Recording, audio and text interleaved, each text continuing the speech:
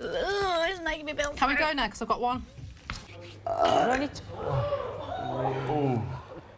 So Are you going to ask? am I going to ask him to what? Excuse me. Oh. It's not worth it. It's not worth getting into a massive argument about. Dickhead.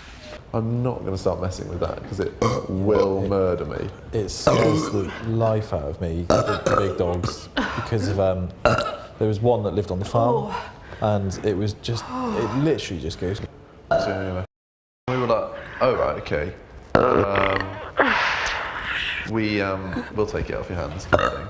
So we took the dog, and then like it was really weird because it was a boy dog, quite a big Weimaraner as well. Aaron, this is just like illness, okay? It's just. Pardon me. We've had the dog go for my mum, kind of thing. So so they said yeah, and she was like, I think you should have. Faye. I think I'm going to go after Albert just before the eviction process. Oh shit. Jem, honestly, I really can't talk about it anymore because I feel like my head's about to explode.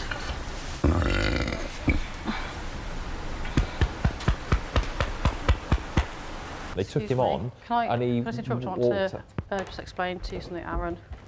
I was a little bit out of order, going overboard then with the burps, but seriously, this is like my belly ring's like really popping out and everything's really, okay, really painful. So he. Sorry, I was going to go outside. And did an all right job, and then obviously went to Stoke and took them right. There you go then. I'd like to go tonight.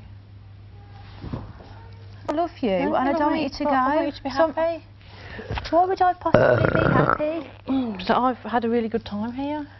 You've been here for 2 weeks. Yeah, probably, but I know. But I've really. So why would I be happy that you're going? Because I'm not going to be happy tonight, Gemma, at all. Okay, well, we can't be happy tonight then.